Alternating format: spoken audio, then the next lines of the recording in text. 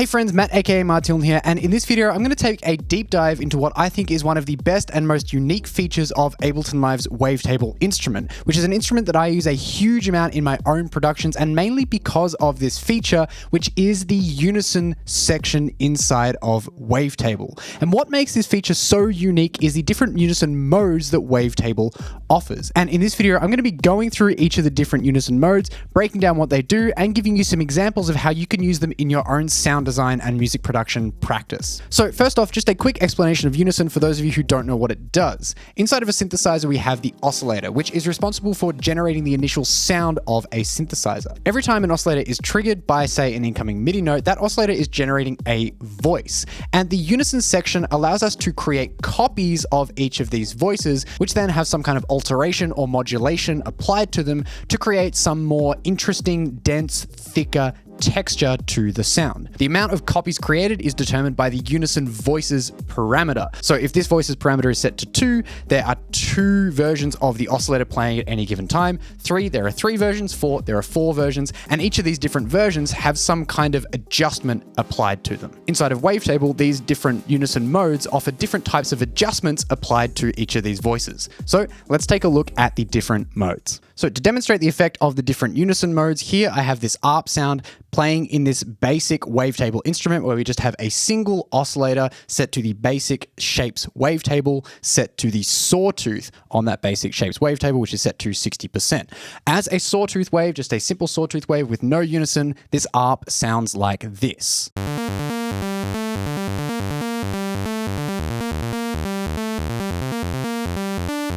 So in order to change our Unison setting, we're going to go over to the bottom right-hand section of Wavetable, and this top drop-down menu is our Unison mode setting. And this allows us to select from 6 different Unison modes. We have classic, shimmer, noise, phase sync, position spread, and random note.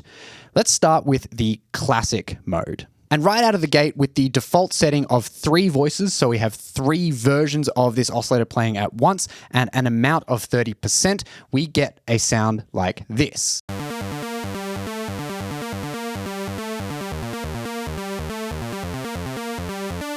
So in classic mode, what's happening is each of the copies of the oscillator that are being created are being detuned at an equal amount determined by the amount setting and then panned to alternating sides of our stereo spectrum. For instance, at a setting of 2 voices, we have 1 voice in the left speaker and 1 voice in the right speaker.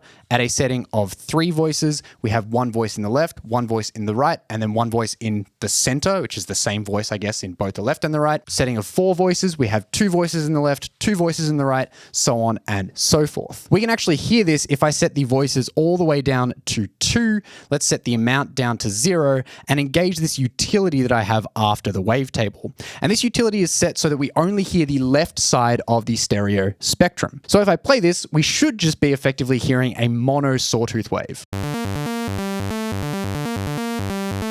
As I increase this unison amount, you'll hear this sawtooth wave get detuned from its original value.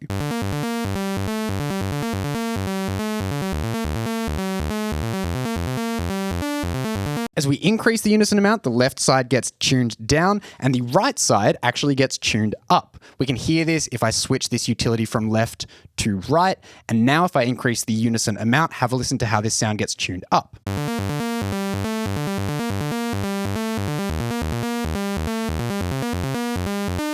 Let's set this unison amount back down to 0, turn off the utility, and now that you know the left speaker gets detuned down and the right speaker detuned up, see if you can hear this as I increase the amount.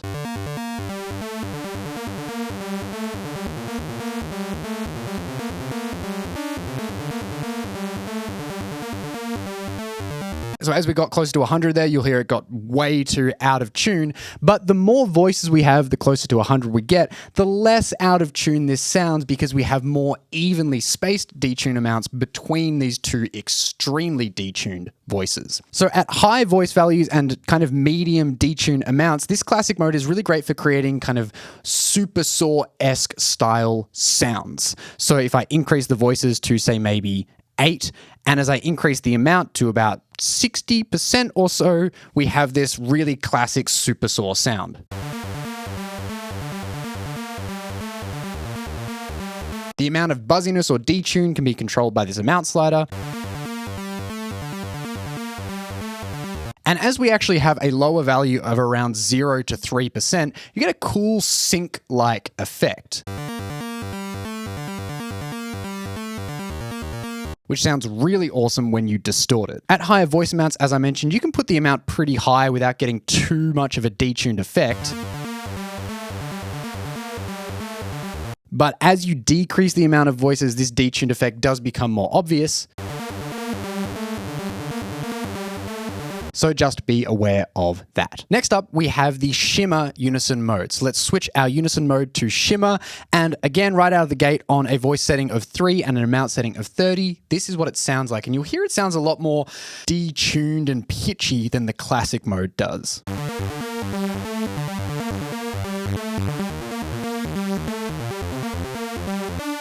It sounds a lot more randomized and jittery. And that's because in the Shimmer mode, instead of each voice being detuned an equal amount, each voice is actually jittering or moving in pitch at a random rate within a range determined by the amount setting. The voices, much like in classic mode, are also going alternating from the left and the right speaker as we increase the amount of voices. And that is actually a theme that carries throughout all of these different Unison modes.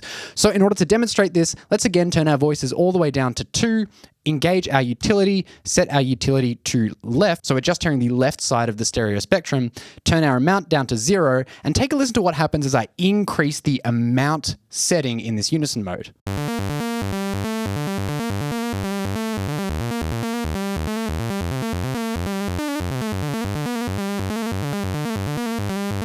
We get this randomly jittering pitch effect, and that's happening across every single one of the voice copies that we create with this Unison mode.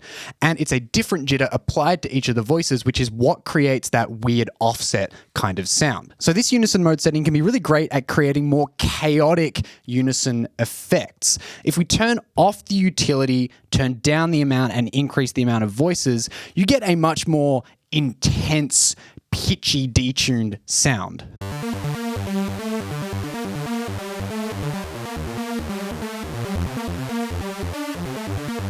And it can be really good for a build-up or some more kind of darker styles, but just be aware as you increase the amount too high, you get this really crazy, buzzy bee-like effect, which might not be super desirable. Because of this, it's generally a good idea to stick to lower values when using the Shimmer Unison mode. Next up, we have the Noise Unison mode. And this mode is very similar to Shimmer, except that the speed of the jitter is really, really, really fast, basically creating this noise-like sound that gets layered underneath the actual oscillator sound. I should also note that in both the Shimmer and the Noise Unison modes, there's also a small amount of wavetable offset applied to each of the voices. What that means is if we take a look at our wavetable oscillator, we have some of the voices being a little bit of a higher position and some of the voices being a little bit of a lower position, which is used to create more of a dense texture. So right out of the gate with a voices setting of 3 and an amount setting of 30 on our Unison mode, our sound now sounds like this.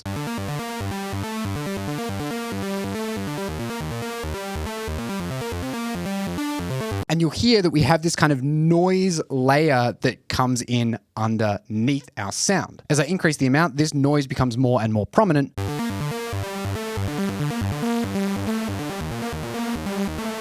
But we still have a very clear, discernible pitch, unlike the Shimmer mode.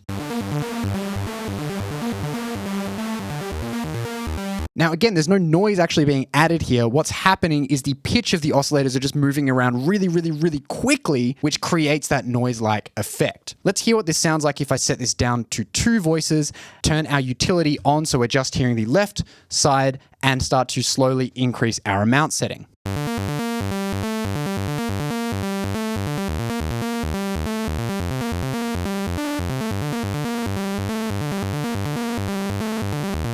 You'll hear there that kind of between the 20 to 40% range, it actually sounds like a kind of random chaotic vibrato as opposed to any noise being added to the sound, which could be a really cool effect if you want that. But if we turn off the utility and just kind of take this at face value, this is a really fantastic Unison mode for creating extra texture inside of leads, chords, basses. It has a very similar sound to the classic Unison mode, but as if we're just layering an extra bit of noise underneath everything. So if we set the Unison voices to about 6 and have the amount somewhere about 30%, we get a really nice, noisy kind of lead sound.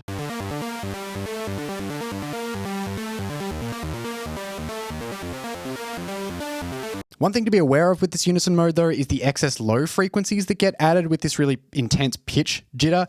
It's generally not too much of an issue unless you're applying really heavy distortion or compression or something like that, so you may just want to high pass the sound to remove those excess low frequencies introduced into the signal with this Unison mode. Next up, we have the phase sync Unison mode. So let's go to the Unison mode, select phase sync, and right out of the gate, this is what it sounds like with a voice setting of 3 and an amount setting of 30%.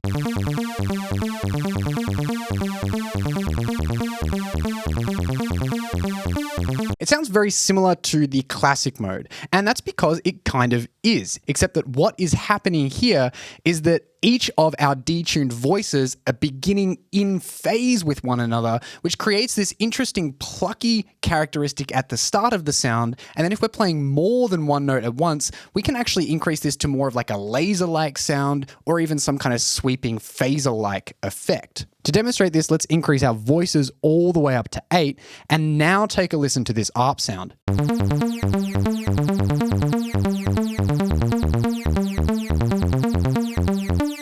It almost sounds like we've got a filter envelope at the start of each of these notes and then applied a phaser with some kind of envelope follower on it, which creates this really awesome effect. As I increase the amount here, we're increasing the detune between each of the different voices.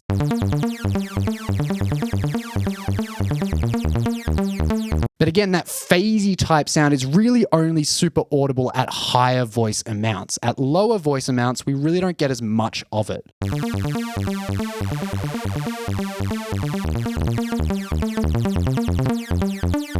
This Unison mode is also really fantastic on chordal sounds because we get a more phaser-like sweeping effect. And so in fact, here I have this chord progression, and if I play this, take a listen to how we get this sweeping phaser-like sound across each of the chords.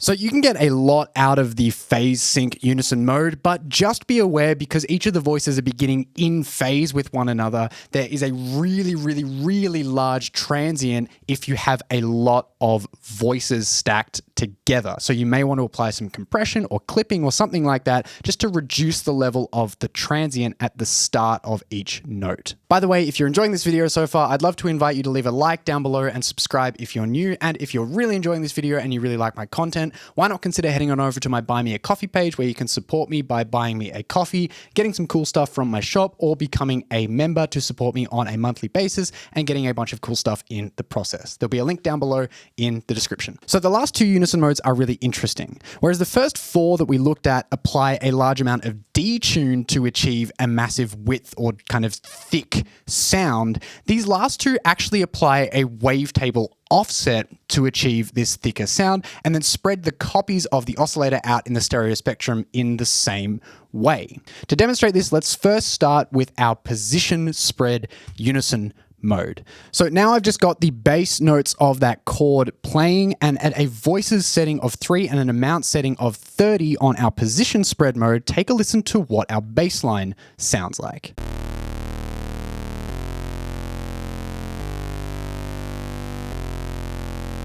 It doesn't sound detuned, but it sounds really wide. So what is going on here? Well, in order to figure this out, I'm going to set our Unison down to 2, and as we increase the amount setting, take a listen to what happens between the differences in the left and the right speaker.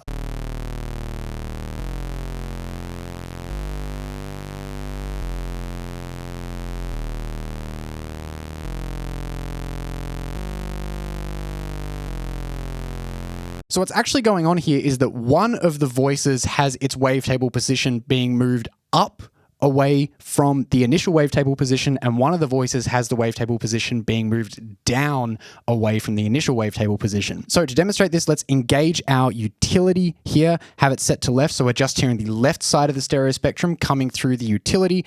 And as we increase our voices amount, take a listen to what happens to this sound. What we're effectively doing is reducing the wave position, turning down the wavetable position of this oscillator, taking it further away from our sawtooth wave, closer towards our triangle wave.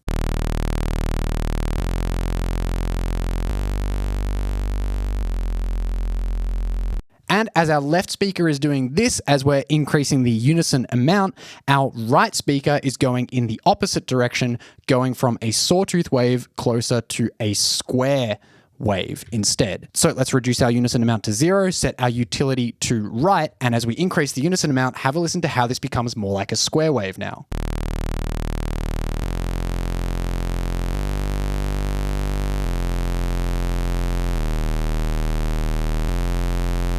And because we have these different voices spread out in the stereo spectrum, we get a huge amount of difference between the left and the right speakers, which creates a lot of width. So how do we use this particular type of unison mode? Well, there are a few different ways, but to show you, let's turn off our utility here. And instead of being on this wavetable shape where we have quite a drastic change between our wave shapes, let's change it to something different where there's a lot less variation going on between our wavetable positions. So let's go to something on our collection here, and you'll see that the wave shapes here in this particular wavetable are a lot closer together. And in a low voices setting and a high amount setting, we can achieve a really wide stereo sound while still retaining some really good mono compatibility. So without our unison mode turned on, this is what our wavetable sounds like. And if I engage the unison mode onto position spread, we get a really wide sound. As we adjust the wavetable position,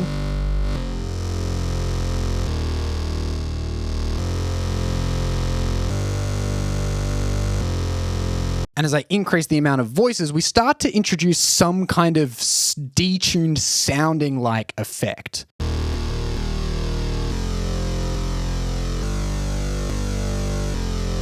Because we have more waves filling out that space in between those different wavetable positions. So how I like to use this particular unison mode setting is on wavetables that don't have a huge amount of drastic change in them. So let's even go to something else, maybe on this distortion wavetable here, at lower voice values, so say of 2 or 3 voices, and then I just adjust the unison amount to taste until I have the right amount of stereo width without too much drastic change between the left and the right speaker.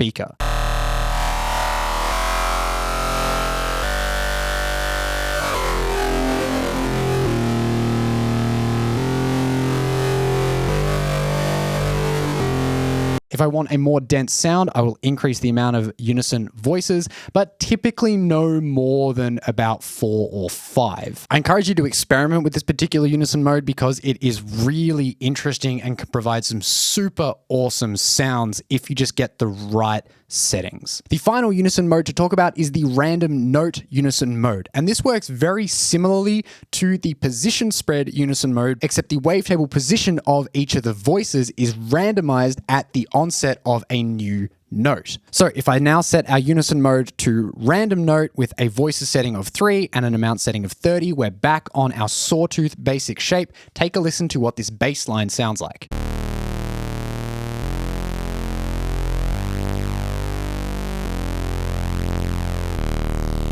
You'll hear that each note sounds slightly different from the previous note, and that's because the wavetable position is randomized for each of the copies for every single new note. The range within which these different wavetable positions are randomized is determined by the amount setting. So at a really high amount setting, we'll get some really random movement in our wavetable positions across each of the different copies of our oscillators.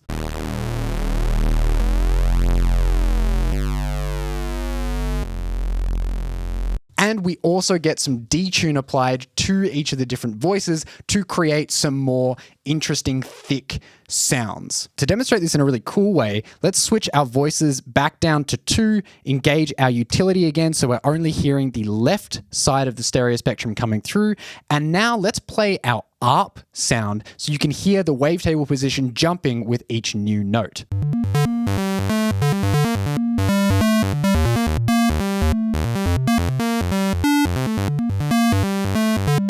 So each of our different notes has a randomized wavetable position as well as a randomized detune value, which again, when we increase the amount of voices, let's turn off the utility and increase the amount of voices and maybe decrease the amount, we can get a really cool and interesting randomized type sound.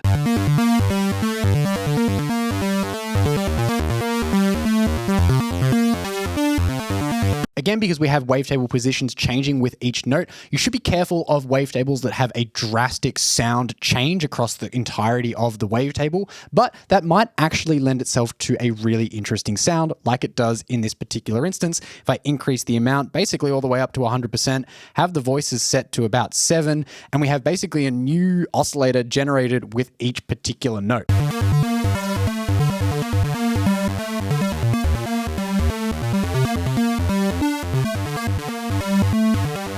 At lower voice values, this random detune and wavetable position will be much more obvious, so just be aware of that.